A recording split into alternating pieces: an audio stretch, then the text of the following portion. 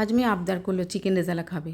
Chicken রেজালার জন্য আমি এখানে চিকেন নিয়ে নিয়েছি, তারপরে দই, টক দই, লবণ, কাশ্মীরি লঙ্কার গুঁড়ো, ধনের গুঁড়ো, জিরের গুঁড়ো, আদা পেস্ট দিলাম,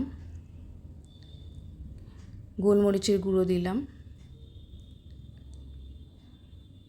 পেঁয়াজ রসুন বাটা দিলাম, সাদা তেল দিলাম, দিয়ে ভালো করে ম্যারিনেট করে নিচ্ছি।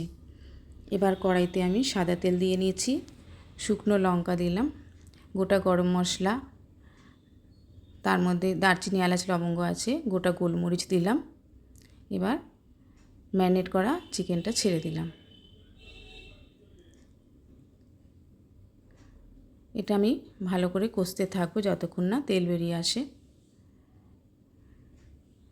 আমি এখানে পোস্ত আর কাজু পেস্ট করে রেখেছিলাম, সেটাও দিয়ে দিলাম 5 চামচ মতন। এটাই আসল মশলা, এটাকে একটু পরে দিলাম, নাহলে কড়াইতে লেগে যায়।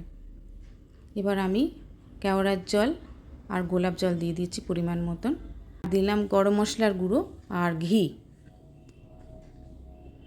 এবার আমার রেজালা তৈরি হয়ে গেছে, এটাকে এবার নামিয়ে নিয়ে পরিবেশন করব।